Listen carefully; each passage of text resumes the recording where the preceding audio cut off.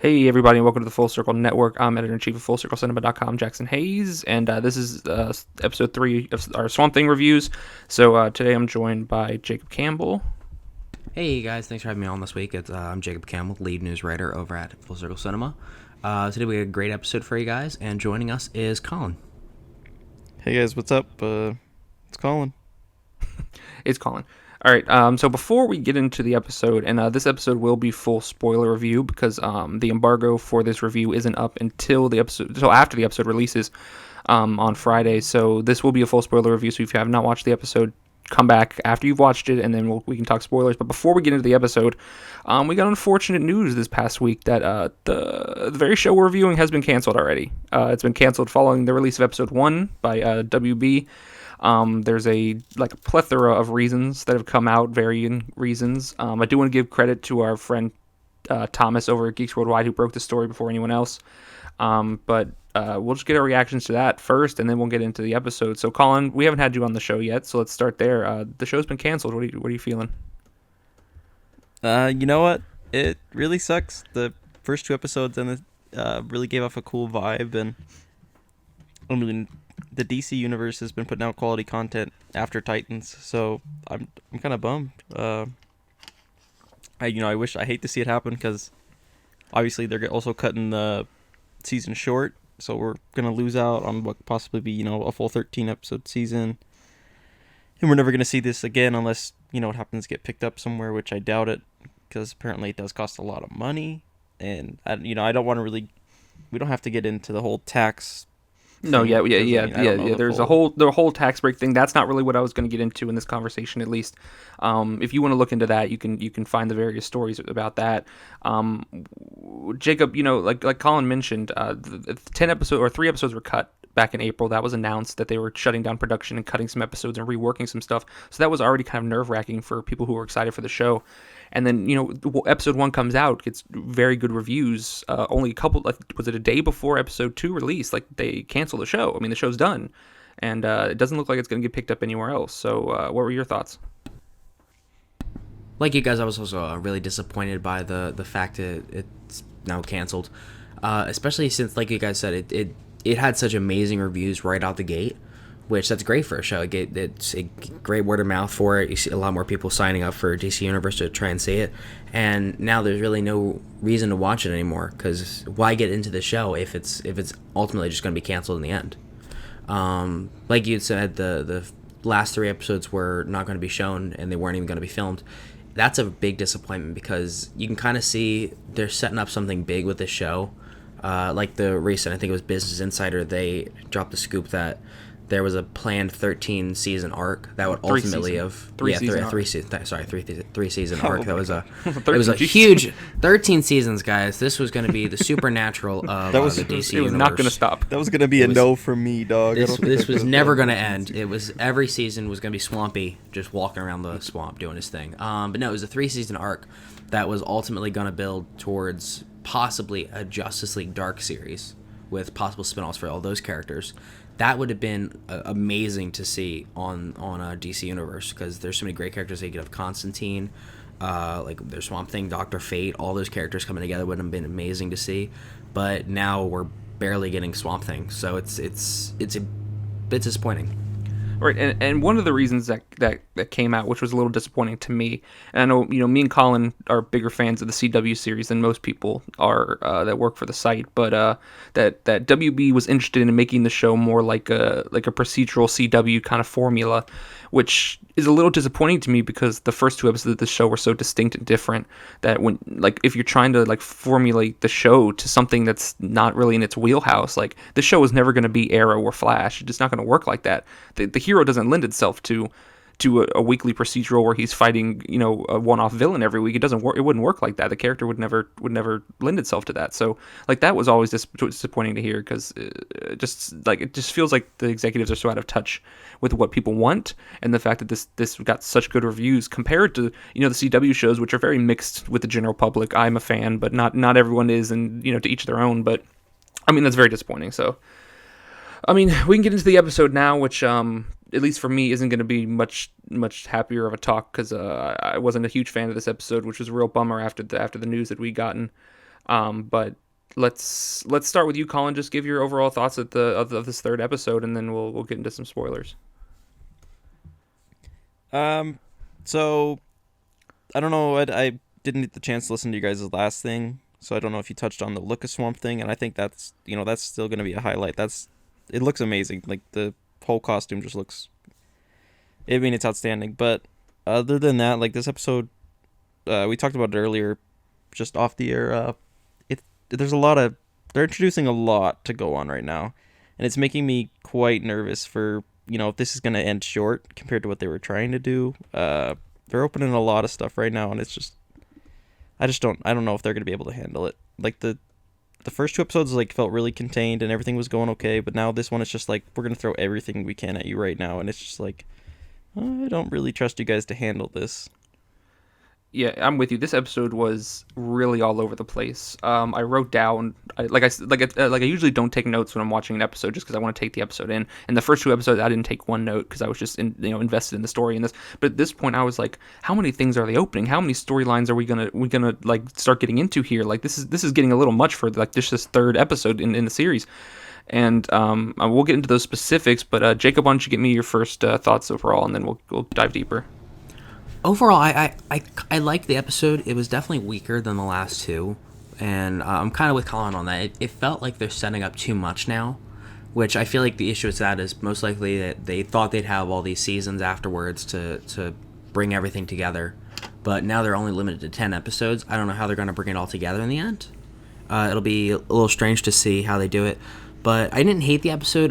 But I also didn't love it as much as the other ones. I did love, however, Swamp Thing and how he looks. It just the costume is just amazing. But that's just my take on the episode on it so far. Yeah, there was one moment later in the episode where the Swamp Thing came in to fight a reincarnated drifter guy, whatever the guy who was murdered in the last episode. Yeah. He comes back to life, and they end up fighting, which is a pretty cool scene. I was really kind of confused about what the deal was with the guy coming back to life and like what he was looking for, I guess, because the episode kicks off inside Alec's head.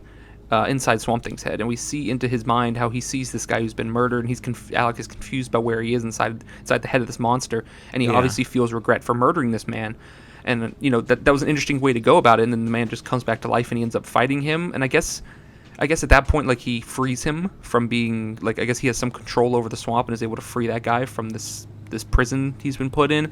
I don't know. Yeah. It was a little ambiguous at that point. See, I thought it was like. At first, I thought like Swamp Thing like had control over him, and then I got really confused as to why he would be attacking Abby. I was confused. And then Swamp Thing like showed up. I assumed like, he was looking for Swamp Thing, but I don't know why that would have taken him to Alec's like place, other than he'd seen Abby before. I don't really know how that it didn't make a lot of sense to me at that point. Because it just seemed like they were kind of just doing like they needed something to fight in this episode to get an action scene in, because there was a lot of dialogue, a lot of exposition, a lot of just things happening around us. And a lot of that was focused on Avery Sunderland with Will Patton, who I've been very outspoken about how he's patently ridiculous in this show. And in this episode, he was on full effect about how ridiculous he'd gotten. There were like 3 or 4 scenes where like he just, especially there was one at the tail end where he dropped an MFer, and it sounded a little ridiculous to me.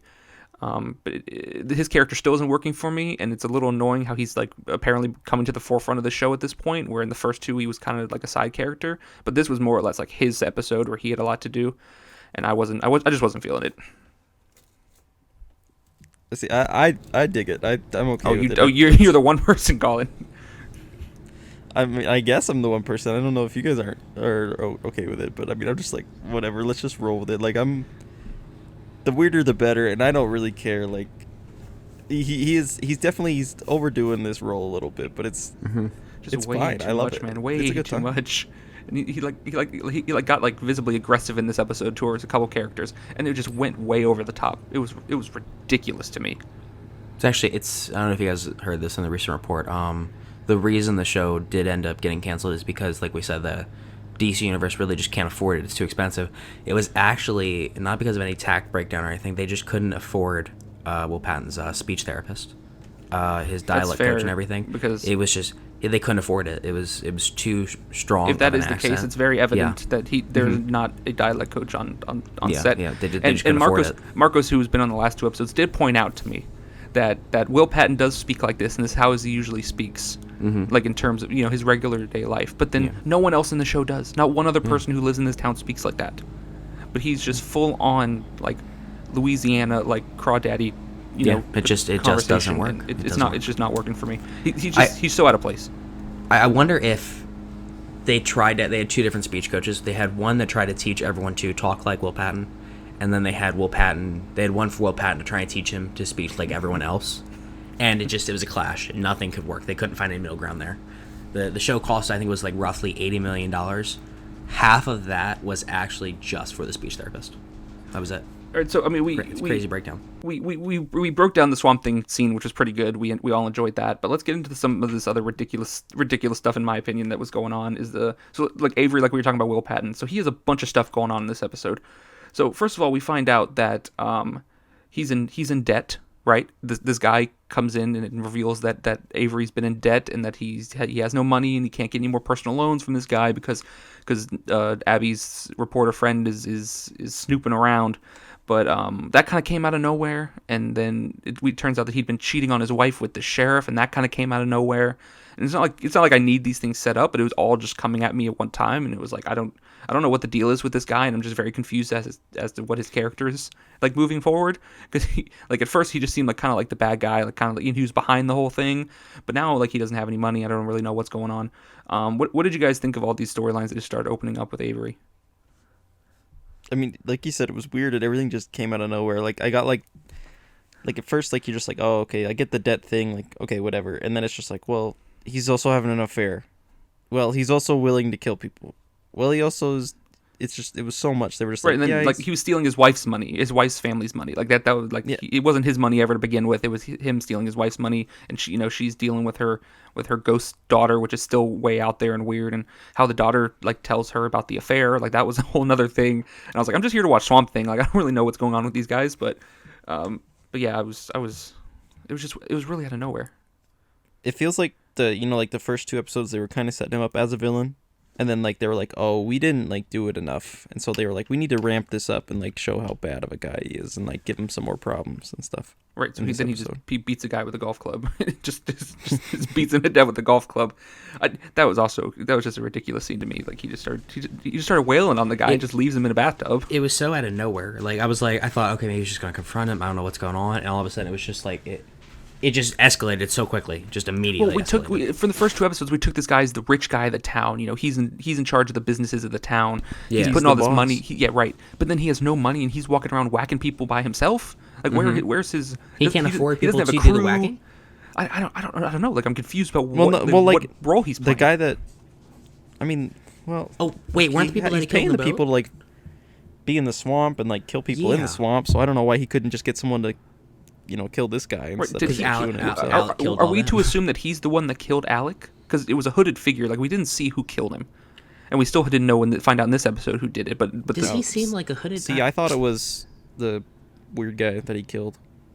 Maybe it could have been. I don't know. It was hard. It's hard to tell because they seem to be setting it up as if we don't know who did it. Because the sheriff is asking questions about it. They're still investigating what happened. That's going to be the mystery of it all. But I don't know if it is the mystery, though.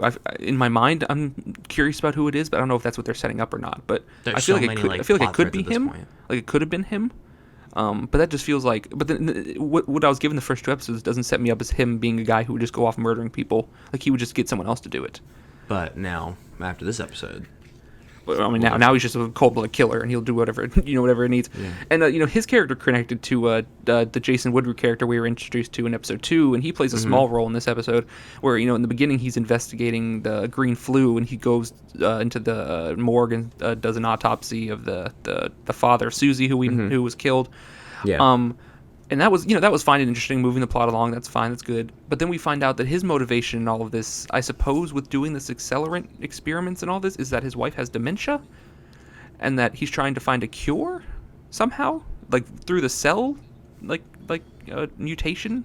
Science? Is that what I'm supposed to? Here's the problem. Sciencey words with that. He's trying to science.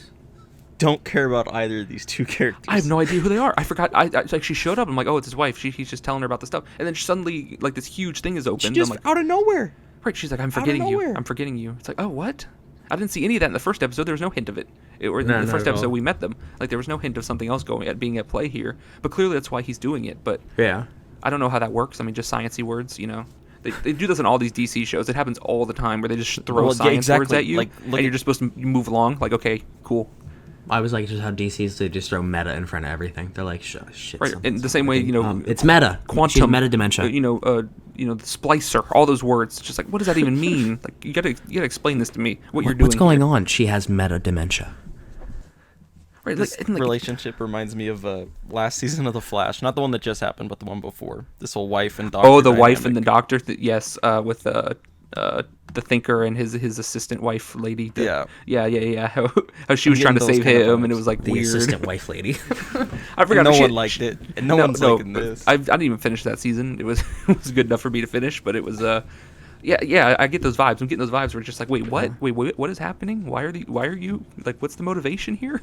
Here's my theory, so that how they're gonna get him to become Floronic Man. They're gonna, although if they do make him Floronic Man, who cares? The season's over. The show's gonna be over.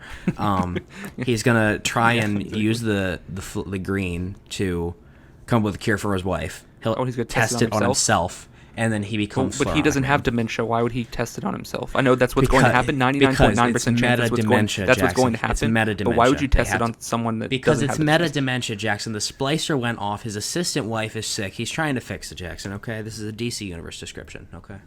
That's how we're gonna solve this. Okay, so that was it, and then Abby's assistant comes down with the green flu. His name's Harlan. I looked it up because I think they mentioned it once, but he's not very fleshed out.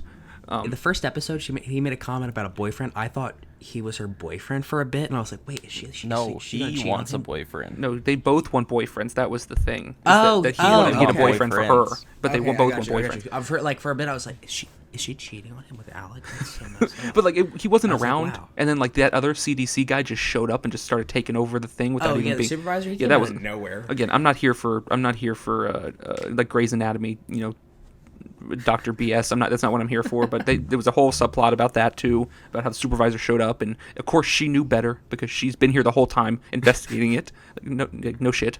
Well, but, she only knew better because Swamp. Oh, that's true. He told her. Yeah, that's how she knew. Of course, but so still, she's cheating the system. He didn't get a briefing from her or anything. He just showed up and took over without even talking to the lead doctor there. Oh yeah, no, you'd assume that would happen, like to be like, oh hey, what's going on here? But no, it's just like, I'm in charge. You're dumb. I'm in charge. I know exactly what's happening here. You've been researching this for forever for at least a few weeks, for a little while. Patients do this. It was very, very well thought out. All right, so one other thing they opened up, which was towards the end, and then we'll just get overall thoughts, in terms of everything else. But so we get a little scene with Blue Devil, Daniel Cassidy. He shows up back to his video store, and Xanadu happens to be sitting there, and they're doing a tarot read. I guess they've done many times before, but at this point his purpose has changed. Which, to his surprise, something has been altered in his future, and has something to do with Abby, of course. And then I guess Xanadu figures out that Abby is the key to something here. So, I guess, something's going on with that. Who knows? They just wanted to throw that in there too.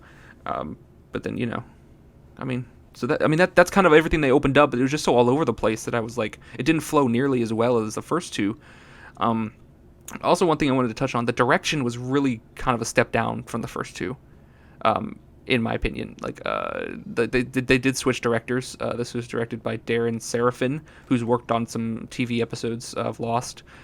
But yeah, it wasn't working for me. Some of the close up, like the interaction scenes, the dialogue scenes, just were really kind of all over the place. Like to accompany the fact that the writing was a little bit all over the place. What'd you guys think of that? No, I completely agree. Like the direction is completely changed from the first two, and it's just. It feels like they're diving into being more weird, and I thought I'd be okay with it because I was okay with it with Doom Patrol, and Swamp Thing. I figure like, oh, that's got to be weird, but I feel like they're not handling it as good as they could be. Like the first two episodes were getting weird, and it was still like great, but this episode really was a step down. Right, and writing, directing. Everything. No, for sure. In the last episode, like Jacob, you and I, like we like gave a lot of praise for how the fact they were stepping into the weirdness like slowly. Yeah. Like they were like, leaning us into it, not being a full-on like dive right into it. And then this episode kind of just dived right into it with like ghost daughters and it was like it didn't give you a chance to like accept all this is happening. It's just like, yeah, this is happening. Just go watch it. Go watch it. Listen to Will Patton's voice. He'll make it okay.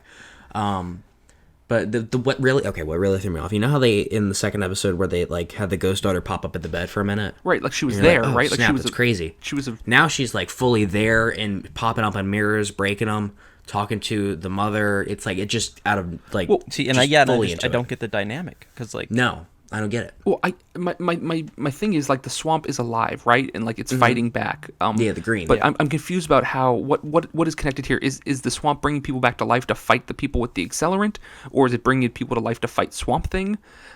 Is it like is the accelerant causing all of this, and it's just making it like a crazy weird swamp?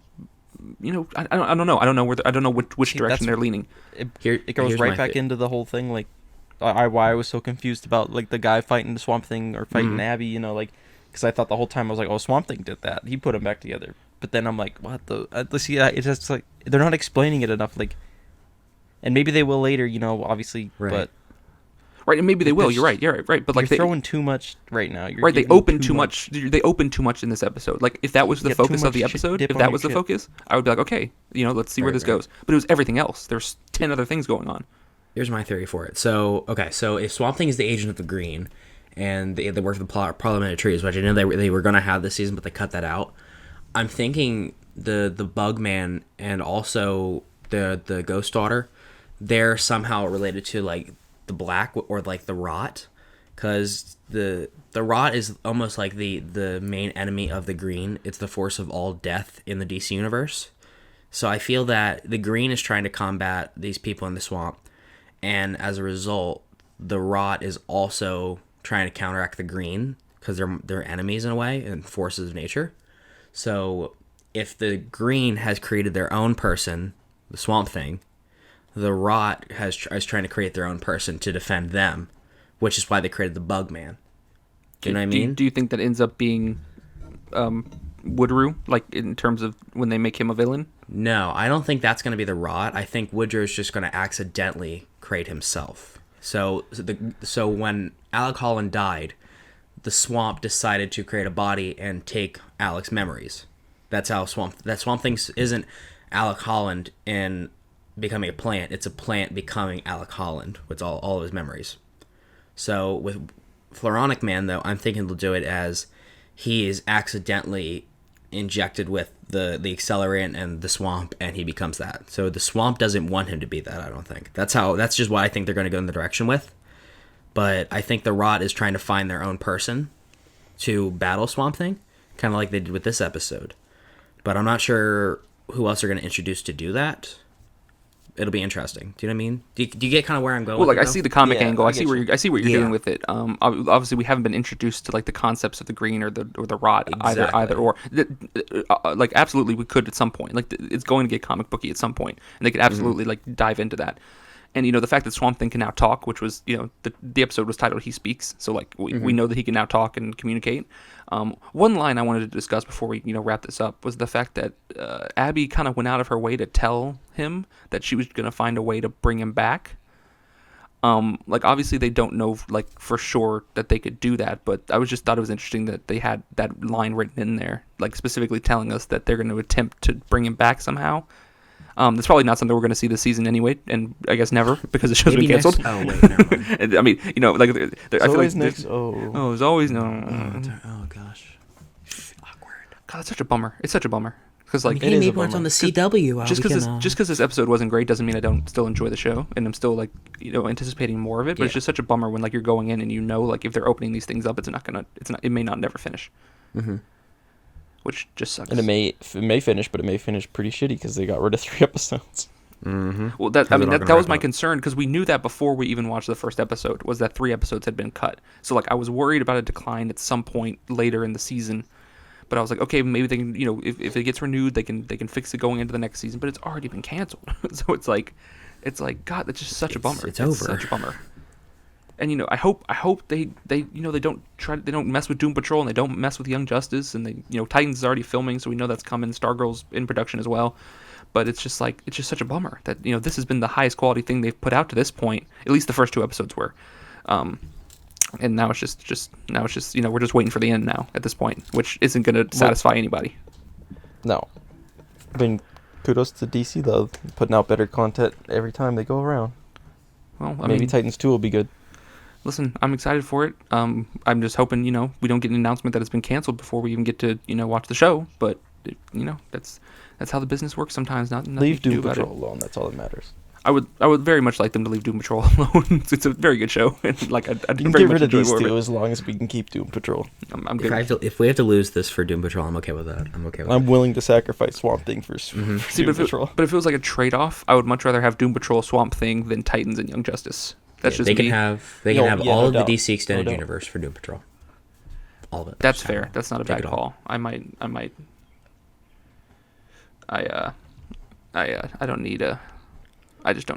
don't need a lot of this. I don't need a lot of this.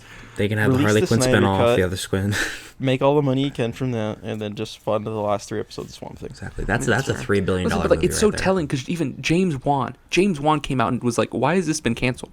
Yeah. Like I made you a good show. Why are you Like, none of canceling them it?" saw Exactly. Exactly. Who cancels a great show? Also, it's obviously it's not the direct company that he's working with on Aquaman 2 and made them $1 billion with Aquaman, but like do the guy a favor, Like Yeah, they know him the in- man makes money. keep him in They good know he's graces. good. Even if the show just folds into Warner Media, as a lot of people are speculating that a lot of DC Universe will, it'll make money there. Yeah. It's that good of a show. Let it give it an opportunity. Like you just cut it off like as soon as it came out, and everyone's confused as to why. Even the actors are. Yeah. There was nothing if making you this, had this making on them think it was Warner gonna Media, happen.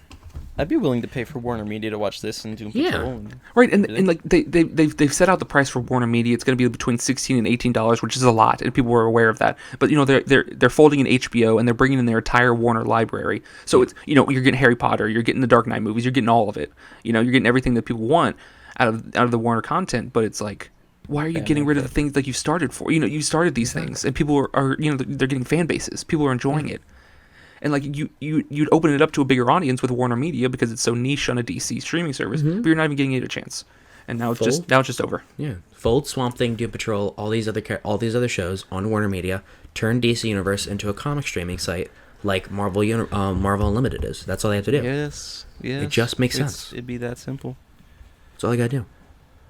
I mean, listen, obviously we there's only so much we can do. So, we can't really do anything at all. But No, we can't. we can't do anything at all. We can just sit a here. sad We can day. start petitions to release the Snyder Cut. Guys, save the Swamp hashtag Thing. save Swamp Thing. Hashtag release the Snyder Cut. I think those two go hand in hand.